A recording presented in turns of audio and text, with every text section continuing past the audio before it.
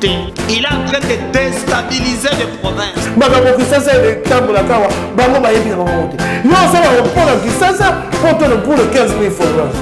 Le président Félix Antoine Tshisekedi a repris le projet.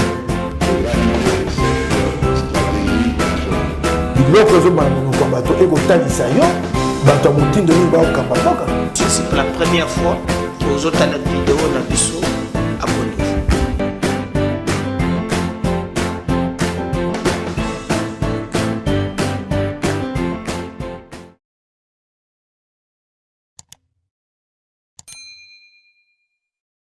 Merci de nous suivre en MKBs officiel. Merci de rester branché na chaîne Nabiso pour être informé de Liboso en temps réel. Merci de regarder nos vidéos. Botala gaba vidéo Nabiso et Bandeli. Tisuka, donnez-nous la force de vous servir parce que MKBs officiel c'est un contrat, en fait un contrat de vérité. Vous servir et restera toujours notre cheval de bataille. Chaque jour, former bino. Alors, bon. Zaïbele, Topé Bino Mbote, vous avez 5 continents, vous allez brancher, vous nous suivez dans la tablette, dans l'écran, dans le téléphone. Merci, merci pour cet amour. Merci encore, merci. Alors, ceux qui ont toujours na Togobengango hymne national Nabiso, et ça pour la première fois que vous avez l'émission Nabiso, hésitez s'il vous plaît de vous abonner, abonnez-vous. À la place pour combien rejoindre s'abonner ou s'abonner, finir la cloche à notification pour te voir la vidéo sur le côté. Mais il sait que c'est le maximum de partage. Na canal na yo, ba tu as famille na yo, ba camarade, ba connaissance, ba occupé pour s'abonner grâce na motema malamu oza na yango. YouTube parfois c'est très statistique. Il y a batumso batala kabiso sans s'abonner. Je veux toujours renouveler ma demande. Abonnez-vous, donnez-nous la force de vous servir parce que Bissona Bino est un contrat, mais un contrat de vérité. Donc, on va solo bande konangai, les longa et nabino, boyebe, ezale li solo et le kotongi samboka, batebele ba bengi, ngai moi mingi, balobi makambo belé, mais je vais revenir sur ça. Pere Lourawa, il a tenu des propos. Oh, vraiment, ils allaient à propos moko, moko te, à côté qu'on soutenir yango, à propos moko vraiment et créer tolé et bien un cadre auto banda que là. Maintenant, il a confondu liberté na libertinage. Alors, je sais pas, est-ce qu'il a fait ça pour obtenir un zélaya exil? Je sais pas. Il a fait ça normalement pour ça là obtenir ma propos ya boye, c'est que vous préparez déjà quelque chose, maintenant il faut concrétiser yango. Alors to yebite, alors tozo tala toko solo la nabino obande konangai. Je pense pas à mon humble avis que à nakosala boye akoyiko la awa loi électorale lobby na niveau ya Assemblée nationale ba ndimi yango et qui est maintenant na ba couloir. Alors bolandanga na deuxième émission na kozongela yango po batebele ba meke kopesa ba point de vue na bango na likambo itali loi électorale. Ndengeni ne koki kozala est-ce que bayokani en tout cas na koyena deuxième émission uniquement pour na kosola na yango et puis na sort oyo ba réserver le Moïse Katumbi. Prenez rendez-vous na deuxième numéro on a kosala la abino, mais pour retenir aussi que na est ma solo zali ko continuer na zape na ba révélation mususu na kosala la bino na oyo ezotala ya ba M23 ba corps moko secret mingi ezali pe ko beta manase oye banda utakala aujourd'hui zaka bazo maquiller loko balingi ba maquiller mais en réalité ezali na maloba oyo bango moko ba yebi et que bazali ko linga ba tenir encore na promesse mais biso en tout cas toko tikate toko sala par tous les moyens to landela pe to yeba nini ezali ko salema.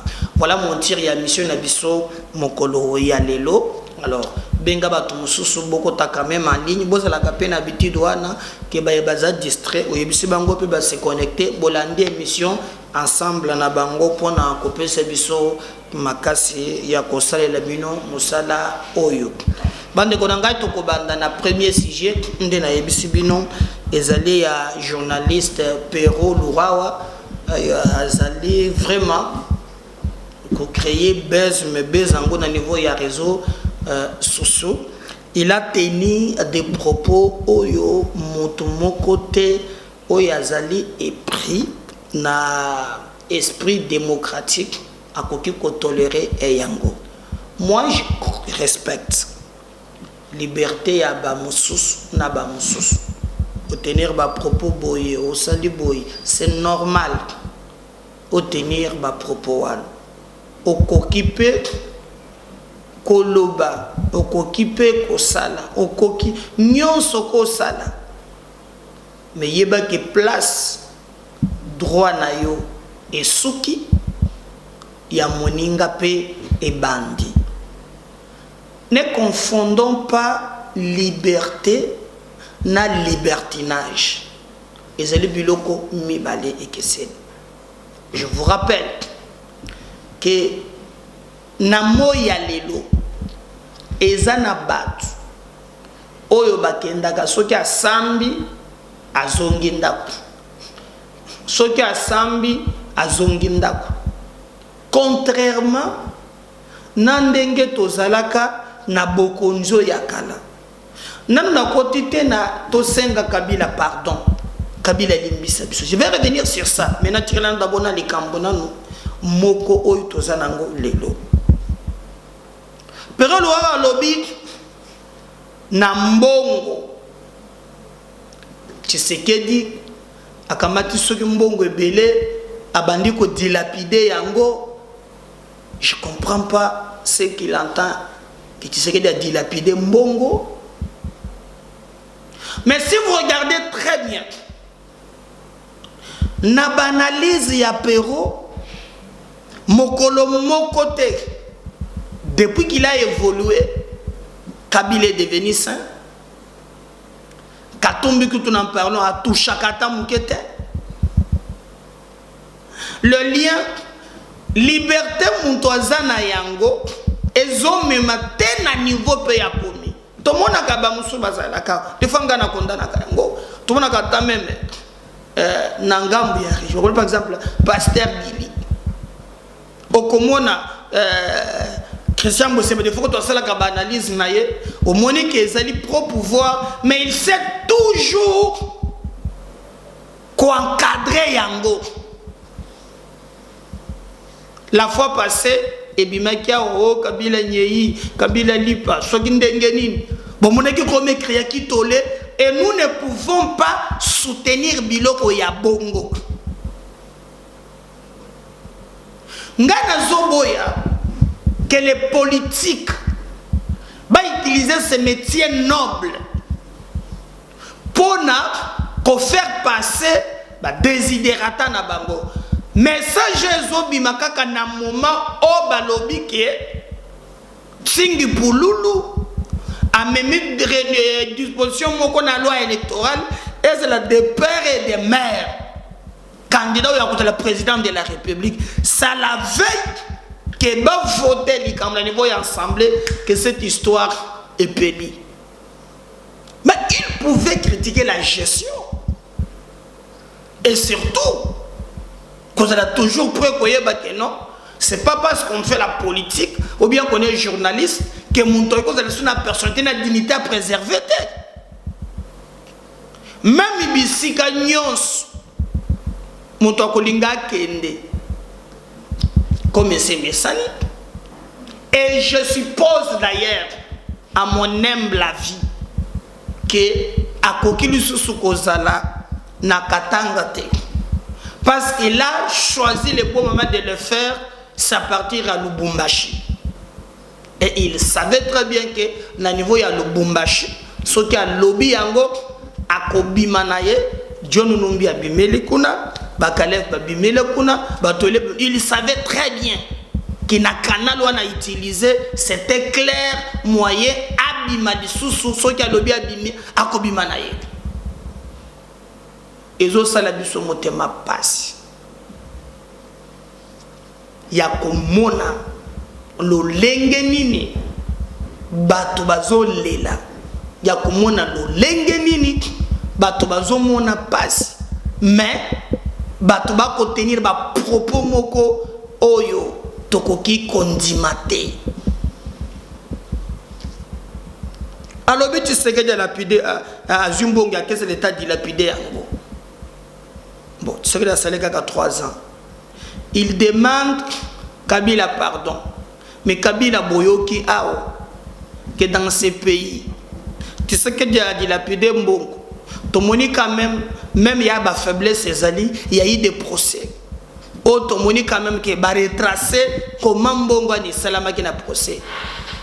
Mais Kabila qui demande pardon aujourd'hui, on a connu des détournements masse. Il y a Souka, je vous donne un élément. Pero a Tikalate. Quand on a parlé de Congo hold up, lui qui prétend aimer la République, Mokolo Mokote a sala émission. Au contraire, il a défendu Kabila pour nous, botique le biso Kabila na biso, botique c'est ça ma propos na ye, botique le biso Kabila na biso, botique le biso Kabila na biso. Alors que ba yebisa yeke na baninga lui qui il y a un journaliste, mais baninga monsieur ba enquêter ba lobby, ba longola mbongo na banque centrale, ba tiango na égal, mbongo wane kenda sans trace.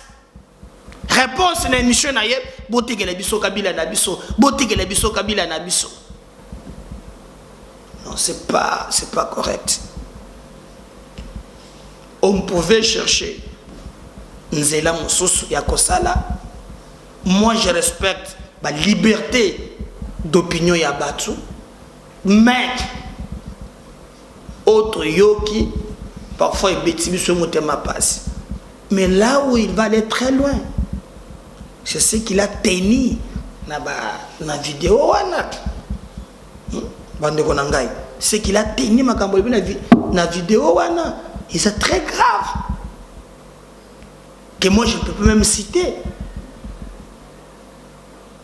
Je vais vous laisser suivre vidéo Boyo Kabino Moko.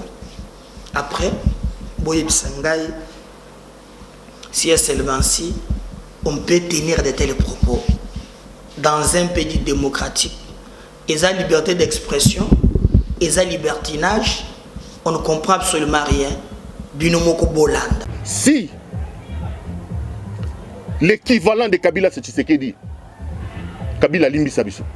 Si on a chassé Kabila pour que Tshisekedi prenne plus de 500 millions de dollars américains de réserves d'échange, les dilapide comme des cacahuètes, pour qu'ils ne comprennent pas qu'il y a une différence entre son argent et l'argent du trésor public, Kabila, pardonne-nous. Si nous t'avons insulté, toi, Kabila, pour que Tshisekedi vende le pays au Rwanda comme il le fait, aujourd'hui, notre or est raffiné par le Rwanda. Notre cuivre est raffiné par la Zambie. Paul Kagame est devenu l'ami et frère. Kabila, s'il te plaît, pardonne-nous. Si toi, Kabila, nous t'avons chassé, pour que Tshisekedi ouvre nos frontières à l'armée ougandaise comme ça se passe aujourd'hui, pour que Tshisekedi lance de manière irréfléchie l'état de siège qui ne nous apporte aucun fruit, Kabila, s'il te plaît, pardonne-nous. Si nous t'avons chassé, toi, Kabila, pour que Tshisekedi, Félix, vide l'Europe de tous les chécouleurs, des man, des féman, des frappeurs. Ils viennent, ils leur donnent des grandes fonctions ici. Ils font perdre à la République ses lettres de noblesse. Kabila, pardonne-nous. Si nous t'avons chassé, Kabila, pour que Tshisekedi prenne la présidence de la République, le transforme en une agence internationale de voyage touristique, avec dans le rôle de touriste en chef lui-même, 2 500 000 dollars par voyage. Il en a déjà fait près de 200. Kabila, s'il te plaît, pardonne-nous. Si nous t'avons chassé pour que Félix Tshisekedi Tshilombo vienne au pouvoir et expose ses envies libidinales exagérées, sa libido débordante sur la place publique.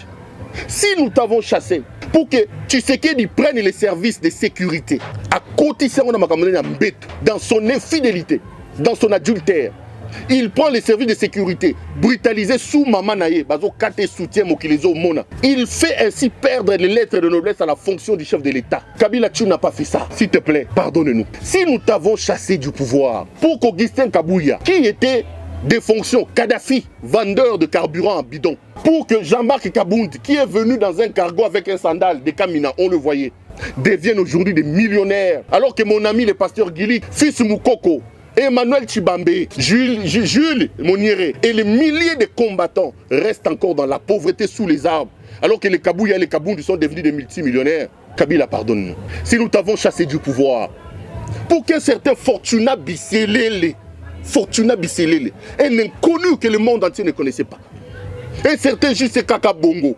Topin, si c'est les Topins, des amis brassicoles de M. Tshisekedi, avec qui il prenait la bière à Matongé là-bas à Bruxelles, pour que ces gens-là viennent aujourd'hui confondre les caisses de l'État, pire, et scènent les caisses de l'État comme ils sont en train de le faire aujourd'hui. Ils sont devenus des multimillionnaires.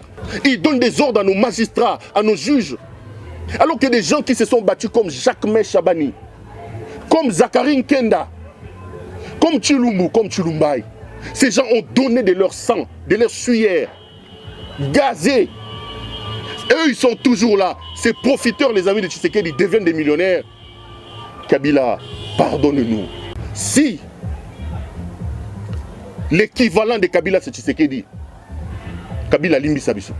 Si on a chassé Kabila pour que Tshisekedi prenne plus de 500 millions de dollars américains de réserves de change, les dilapide comme des cacahuètes, pour qu'ils ne comprennent pas qu'il y a une différence entre son argent et l'argent du trésor public, Kabila, pardonne-nous. Si nous t'avons insulté, toi, Kabila, pour que Tshisekedi vende le pays au Rwanda comme il le fait, aujourd'hui, notre or est raffiné par le Rwanda. Notre cuivre est raffiné par la Zambie. Paul Kagame est devenu l'ami et frère. Kabila, s'il te plaît, pardonne-nous. Si toi, Kabila, nous t'avons chassé pour que Tshisekedi ouvre nos frontières à l'armée ougandaise comme ça se passe aujourd'hui, pour que Tshisekedi lance de manière irréfléchie l'état des sièges qui ne nous apporte aucun fruit, Kabila, s'il te plaît, pardonne-nous. Si nous t'avons chassé, toi, Kabila, pour que Tshisekedi, Félix, vide l'Europe de tous les couleurs, des man, des féman, des frappeurs. Il vient, il leur donne des grandes fonctions ici. Ils font perdre à la République ses lettres de noblesse. Kabila, pardonne-nous.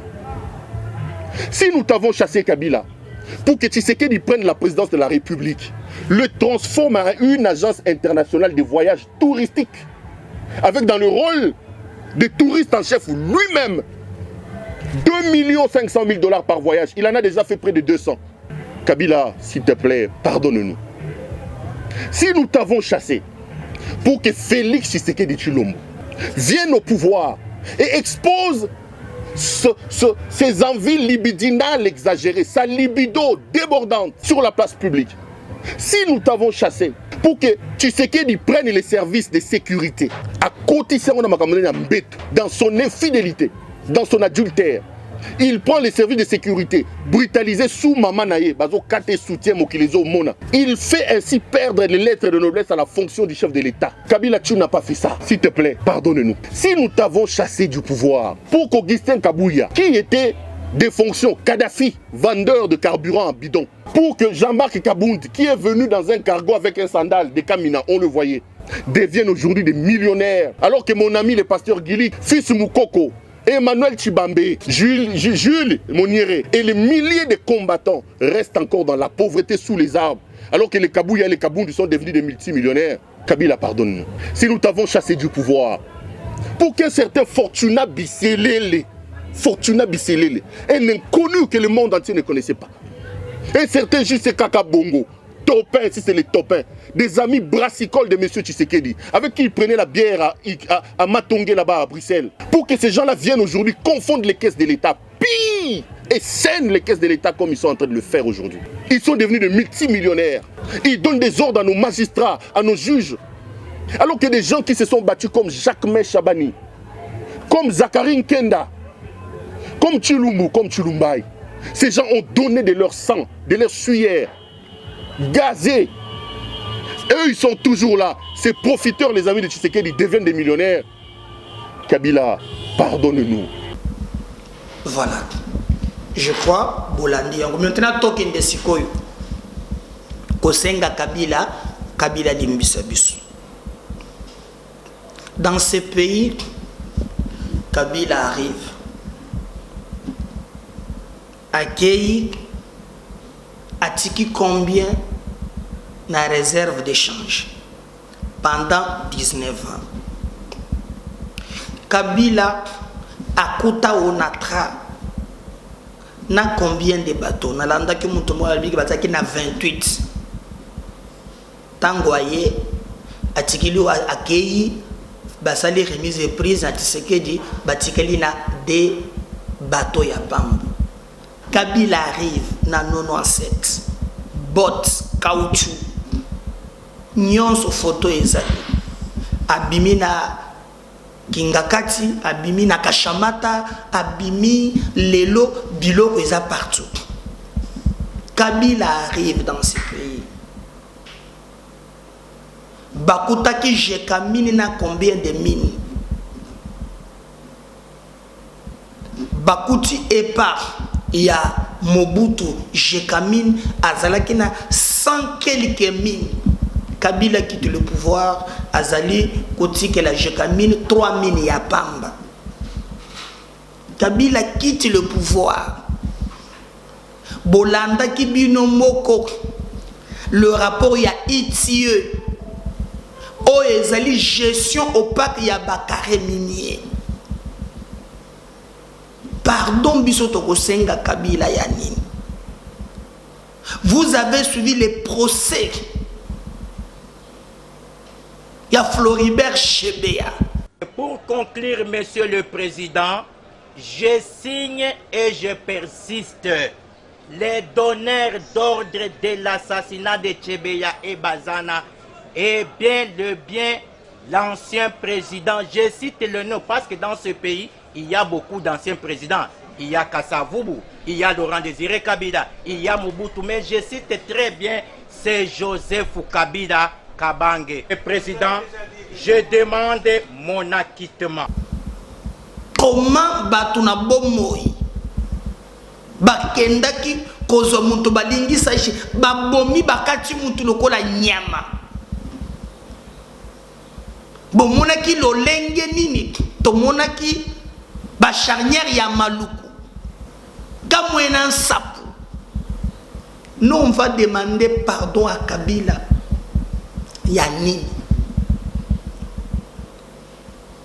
Gabéji financier, n'en parlons même pas. Aujourd'hui, est-ce qu'on peut nous dire bon monaki lo lenge nini bango basali marche na mboko yo bauti minkao makolo klina 20 mètres lelo batu mwanda nyonso bongi kakate. Il y a des choses oyo monike soki basali yango nous devons condamner, mais il y a aussi des choses oh songili toi appuyer. Par exemple bavire salama que la fois passée na niveau ya palais du peuple. Ce sont des cas isolés que nous condamnons. Mais Kabila a fait de la répression, mode de gouvernance. On a vécu ça ici. Dans ces pays, Luzolo Bambi, Azana Boboy. Budget, c'est il y a 4 milliards. On détournait 15 milliards, 4 fois le budget du Congo. Il y a mon semblant. Mais on va demander pardon que Kabila Limbisabiso. Je comprends absolument rien. Hein? Moi là, je suis perdu. Je suis totalement perdu. Ce que Kabila fait du Congo. Congolais nani akoki kozala sérieux à 5 Kabila pardon. Non seulement, même Bazamba Nabiso, vous avez suivi le rapport. Même nos forêts, non seulement que Bazuba Maï, Bazuba Mine, mais Baye Kozwa, même na Bazamba Nyoso Bateka. Il y a un rapport Bazo Tanga bienvenue Liota, Bazo Tanga Batu, Bazo Tanga Bango. Oyo Nyamuga, Bazamba Teka. Bade Konanga. Nazana dossier mo ko le Guinée-Bino yango. Oyo dans ces dossiers. Bazo Talissa. Les détournements. Il y a plus de 200 millions de dollars. Oyo bordero nazana yango. Na yebisa bido likambwana ke na kolandela yango. Ya mutanda mining mumi. Mbongo déposé na BCDC Lubumbashi. Bakutisa yango na tongo na poko ilimwa. Ya vazana bongo enazo tanga kombo na ye. Dieu donné le cas d'Azan nazo tanga ba kombo na bango basali na bongo. Ba ibi makambo nazo loba oyo. On va demander pardon pourquoi? Hein? Bazo na biso bato bayebaka zokala lelo bakobiko bonde zonga. Est-ce que vous avez une zone à biso au nyamazala ka biso soute? Nyoso ke kingakati. Vous avez même entendu que tozana procès que la République bana procès na Jean-Pierre Bemba Gombo bofuta ye mbongo na ye ndenge bakata ba avion ndenge basala boy. Mais bon ka avion wana tena kingakati basala ka ba restaurant kuna. Non, bande konanga. Ce qu'il faut que soit balar na bino, bolia balar na bino na Kenya. Laissez les Congolais à l'aise. N'amenez pas les Congolais na Babiloko na Binowan. Aucun, je dis bien, Congolais à mon côté. Même Nandoto à cause de la Cambouane. Afin des distractions. Distraction. Yo comme on a battu mi bimba, nde nazo mona. Bolanda qui député mon gars Josué, ce qu'il a dit. Que batu bayaka. Yo kande abongo la batu makanisi. Baye ba combien de niveau ya plénière. Ba signé. Ba kimi. Papa na bino mona ka ataka pesa na cravate, ba tie soki na tuku, aza député national. Et d'abord, élite, aza lokola boussole. Même lorsque l'ingoko sala makambo, et a moins intelligence parce que nous ne pouvons pas être lokola ba marche-pied, yabato wana, basala kabuzoba, biso ba ko distraire biso non. Non. Non. Il y a des dossiers dans ces pays. J'en parle, demande pardon à Kabila. Aujourd'hui, notre armée est infiltrée jusqu'à la moelle épinière. Non seulement que son père nous avait amené James Kabarebe, mais est-ce que Bolanda qui le Kambuya Bosco Tanganda? Un Rwandais, Bapesi fonctionne armée Nabiso, incapable même de Kokangaye. Et par conséquent, notre armée est infiltrée. Nos services, quelqu'un qui a fait infiltrer notre pays jusqu'à la moelle épinière, nous voulons lui demander pardon. Non, non, non, non. C'est pas comme ça. Tout ça, c'est un mboka. Tout ça, c'est un mboka. On est libre de critiquer. On est libre de mettre nos opinions. Mais on ne peut pas là pour abrutir notre peuple. Et puis, bazo mikosa. Nyon so bazo salwan. Qui va les croire? Qui va les croire? Et na sesewana okolanda boye. Il faut nazoka solo. Yabato akatanga basakona. komona likambo wana esalami kaka mokolo makambo ya de père et de mère ezongeli. Congolais tomiyeba ke ton a devoir ya kobatela mboka na biso. To komena niveau ya kolinga mbongo, je sais ko le kabilo ko nyons problème ezate. Mais au moins rationalité. Nous battre pour l'objectivité. Et ça est très important. Tout passe tout cool, rien n'est de mer. Makambozo mon allé le mboka et les quignons. Un vrai patriote, ils ont associé à mboka naïk. Tous aucune élection en 2023. Aujourd'hui, on peut tout dire. Félix Assalé Makambounion sauté, mais il y a quelques avancées. Dans 3 ans, non seulement qu'il a tongi quelqu'un là, mais il a quand même agrandi Bamoussous.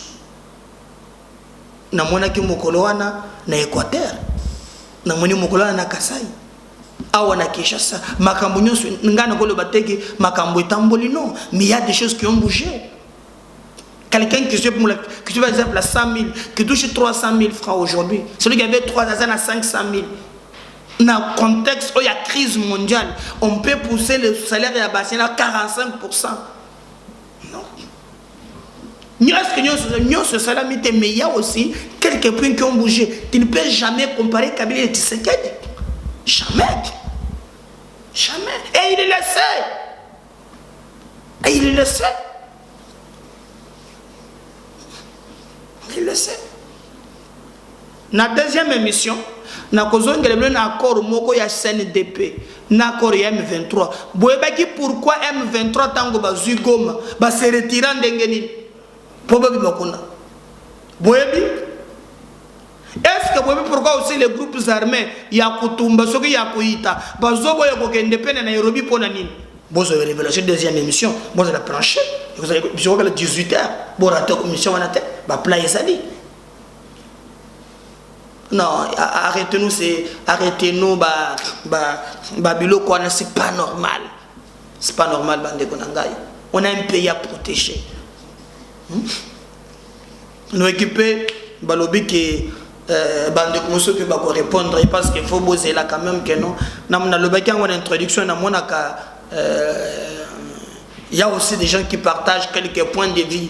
Il y a régime, tout le monde a Christian Bosembe, tout le monde a bon, je ne suis pas ça, un journaliste, mais Aza politique, un bien grand parlement debout, Gilik, tout le monde a battu belé, balobaka makambouana, moi mingi.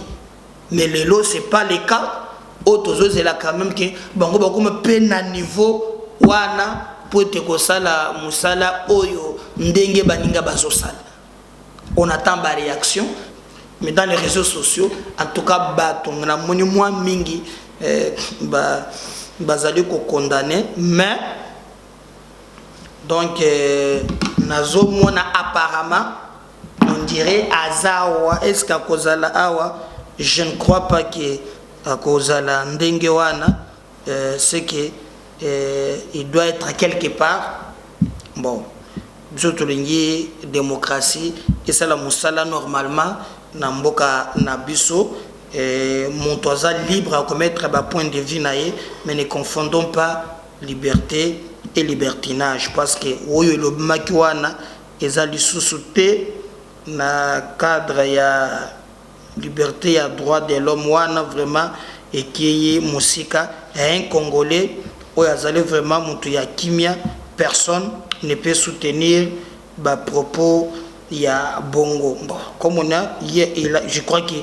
assassiné à Yébé vraiment makambondo ngezo salé mais il y a aussi des réseaux moi na pesa ka conseil na kosenga pe na bato oyo bazali na régime apprenez aussi à entretenir bato na bino. Ne venez pas toujours vous plaindre. Le média, c'est le moyen. Nazolo bakali kambo mingi. Avant na MKB officiel, on a routine émission moko na CCTV. je me suis réveillé à 8 heures. Je me dis carburant. Ah oui, pas nabiso, il faut toujours motiver. C'est le moyen. Il faut battre na bazana makoki wana. Bobo bazana ngote.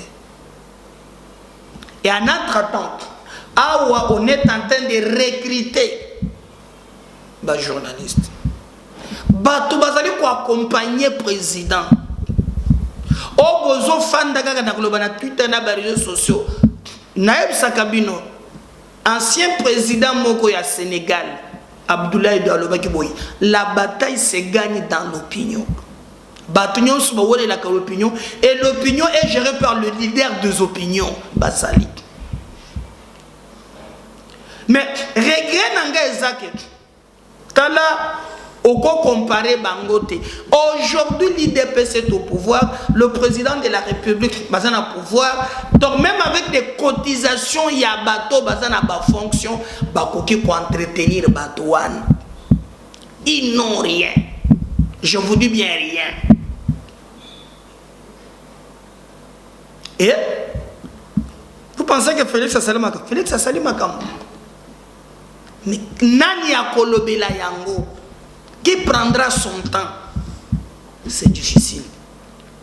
Ngayi na sina kutana même les gens qui nous appellent ici. En tout cas, au moment qu'il a pro pouvoir, tozana yo, en tout cas faut tous soutenir yo. Et pour moi je belanga que non, tous ceux qui besoin zali en tout cas, faut y aller sabiso. Tous les jours que tu as besoin d'apporter du soutien, on a besoin de matériel, on a besoin, on fait des missions à Baounanios. Oui, on comprend la carte. Alors, par exemple, lorsqu'on lui propose, alors qu'il y a une misère, il peut être à l'autre côté.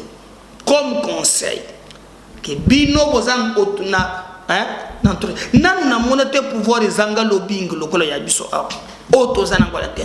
pouvoir contacte les gens. Le pouvoir identifie les leaders des opinions. Batalisi bango comment.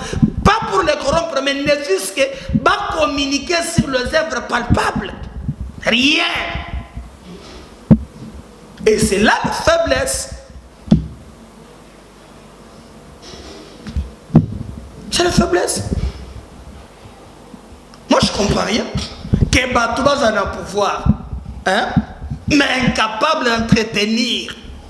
Bah leader c'est grave. Et sa division. Oh Kabouya Sali, oh Kabunda Simbaki, oh Batindaki Neto Mikolo, Baso Bomanakuna, alors que tu as la veille, il y a un préparé électoral. Bon, moi des fois Natala Gabilo Gangona Musika, Nazangaka, Maloba Koloba, Namona Gangoga na Musika. Est-ce que vous savez qu'il y a des méthodes où il y a conquête à pouvoir? Il y a des méthodes et des tactiques qu'on utilise pour accéder au pouvoir. Mais ce n'est pas avec les mêmes armes qu'on va utiliser pour conserver le pouvoir, non. Conservation au pouvoir et les autres stratégies, il y a en place. Est-ce que ça la Kayango? Comment boy? Ah non, mouton laza batubayo que la guerre nous leader laza non. Ceux qui t'osuye na audimat na ye en tout cas résolution monsieur koleka. Tous wana misra tout ça la réforme les kawana, tout ça la peine na ye tout ça. Non. Non. Alors, ça choix na bango moko ba poni, nga vraiment na koki ko trop de commentaires mais Bokolanda vraiment na magambo mususu oyo tozali ko sur la nabino. En tout cas bo continuer ko partager ba émission na biso, bo liker pour toujours zonga. En tout cas juste après pour na ba deuxième numéro bo à la branche. Je reviens. Merci de nous faire confiance. Merci na ba Maria, merci na honorable Moutala, merci na Mama Kapi, merci na docteur Fred. Merci, merci, merci. Merci. N'oubliez pas de vous abonner, de partager. Je reviens encore. Le numéro Moussous. À tout à l'heure. Bye.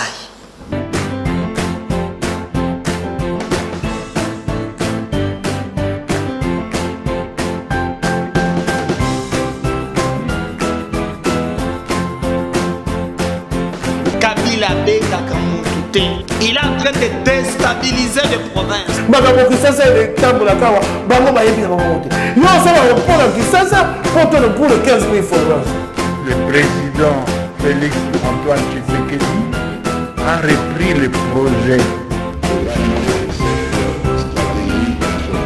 Biloko zo bango ko bato e ko talisa yo, bato mutindo ni ba okamba poka. C'est la première fois que vous avez la vidéo na biso abonnez-vous.